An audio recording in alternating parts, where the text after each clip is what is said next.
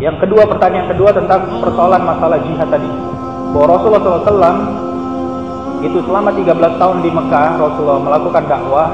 Setelah berhijrah ke Madinah, baru Rasulullah melakukan jihad.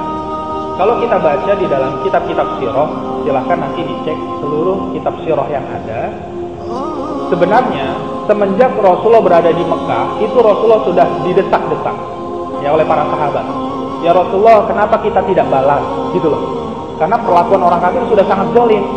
Ini disiksa, ditangkap, dibunuh, ya disakiti. Ini sudah sangat luar biasa. Sebagian kaum muslimin sudah tidak sabar. Ya Rasul, kenapa kita tidak balas? Bukankah kita berada di pihak yang benar? Apa jawab Rasulullah? Di dalam kitab-kitab sirah itu Rasul tidak bilang karena kita belum punya wilayah, karena kita belum punya kekuasaan. Bukan gitu jawabannya. Rasulullah selalu bilang lam nu'mar, karena kita belum diperintah. Gitu saja jawabannya. Karena belum turun ayat, belum turun perintah.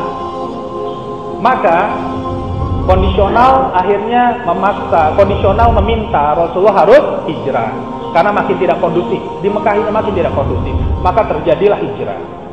Nah, ketika di bumi hijrah di Madinah itu turunlah surat Al-Hajj, surat ke-22 ayat 39 sampai ayat 40. Inilah ayat yang akhirnya memberikan izin.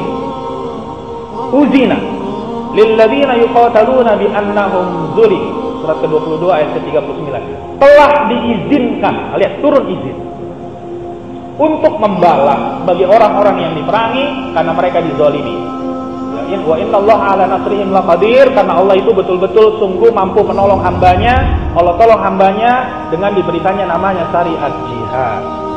Ini pertama ayatnya cuma sekedar izin. Kemudian akhirnya berkembang. Ayatnya bukan lagi cuma sekedar izin. Lihat di dalam surat Al-Baqarah ayat 216. Malah sifatnya instruksi sudah. Ketika kaum muslimin kondisinya sudah makin mendukung dan memadai, dalam surat Al-Baqarah ayat 219 kemudian kutiba alaikumul qital, diwajibkan. Malah begitu sudah. Itu ada fase, ada tahapan penerapan hukum. Ada fase persiapan, ada fase di mana akhirnya hanya diizinkan, ada fase kemudian betul-betul diperintahkan.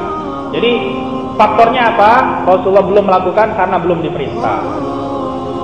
Ya, di situ banyak pelajaran. Ya, artinya memang selain kita menunggu dalil, kalau sekarang kan berarti sudah turun perintahnya ya. Kan ayat ini sudah turun 14 abad yang lalu.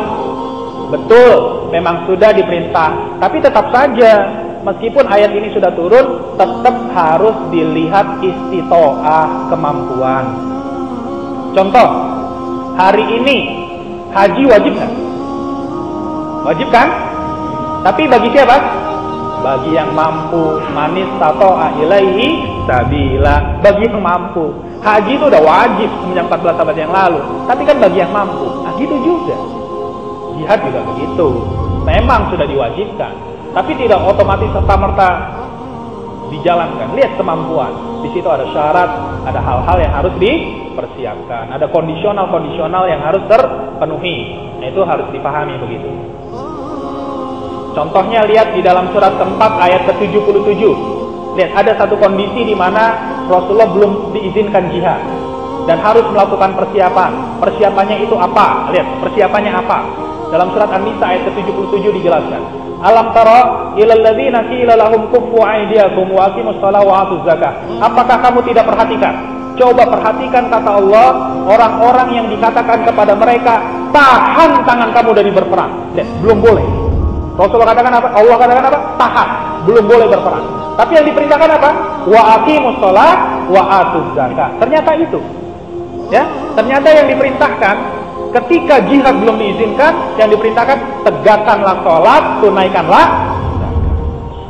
Nah, perhatikan ini. Di situ ayat ini jelas-jelas menunjukkan bahwa sholat dan zakat itu punya dimensi keterkaitan yang sangat kuat untuk persiapan jihad. Coba kira-kira hari ini kita sudah gitu belum? Menjadikan sholat dan zakat kita sebagai persiapan jihad. Sudah begitu belum? Nah, iya. Coba perhatikan ayat ini. Ayat ini bilang, tahan tangan kamu dari berperang, tapi dirikanlah sholat, tunaikanlah zakat. Ini harus ngerti. Sholat dan zakat kita hari ini untuk persiapan jihad. Coba. Maka orang yang paham beda. Sholat zakatnya itu beda dengan orang yang tidak paham. Lihat, kalau sekali-kali pernah lihat ya, silahkan dilihat video-video mujahidin di medan jihad, bagaimana mereka sholat. Para mujahid itu di medan jihad ada banyak videonya. Kalau sholat ya, rapi barisan, gerakannya juga rapi. Bagian latihan mereka untuk persiapan. Tapi orang yang nggak ngerti, suruh rapat aja susah. Suruh rapat aja susah. Malah suruh rapat malah makin menjauh gitu. Hah? Bau.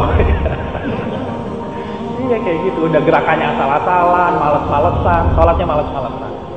Kalau jadi itu sholatnya rapi, tak bareng gerakannya, rapat, lurus. Sholat itu dimensinya memperkuat iman kita pada Allah. Bukan cuma sholat wajib, tapi juga sholat sunnah, khususnya sholat tahajud, mempersiapkan iman. Kemudian apa lagi? Sholat itu dimensinya memperbanyak shaf, memperbanyak jumlah, ya kan? Memperbanyak jumlah kalian. Jumlah yang tertib, yang teratur, harus taat sama imam. Jangan punya umat yang kerjanya mendahului imam. Nah, ini umat yang gak tertib namanya. Sholat itu artinya perkuat iman, perbanyak jumlah. Jumlah yang baik, yang tertib, yang terkontrol, yang terkoordinir. Kemudian zakat, ya jelas. Zakat itu persiapkan kekuatan materi. Nanti kapan jihadnya terserah Allah. Yang penting persiapan sudah. Sholatnya perbaiki, zakatnya perbaiki. Nanti kapan waktunya sudah ada persiapan. Nah sekarang lihat umat Islam, zakatnya nggak jelas. Kadang-kadang untuk urusan bid'ah dia bantu, untuk urusan yang malah bertentangan dengan Islam malah dia bantu. Untuk urusan jihad dia nggak mau bantu. Nah ini aneh. Karena nggak mengerti bagaimana sholat dan zakat itu harus dikerjakan. Ya, jadi ada fase di mana juga belum diizinkan. Jadi sekali lagi, kenapa Rasulullah belum melaksanakan jihad di Mekah? Itu bukan karena belum punya kekuasaan, belum punya wilayah, bukan karena sebab-sebab lain. Sebabnya cuma satu, karena belum turun perintah. Sekarang sudah turun perintah, tapi tetap saja melaksanakannya tetap melihat kemampuan. Udah mampu belum? Gitu. Fattaqullaha mastata'tum, bertakwalah kamu sesuai kesanggupan. Sholat itu wajibnya berdiri, gak mampu berdiri, ya duduk, gak mampu duduk, ya berbaring. Mampunya apa? Nah, gitu yang dalam Islam itu begitu.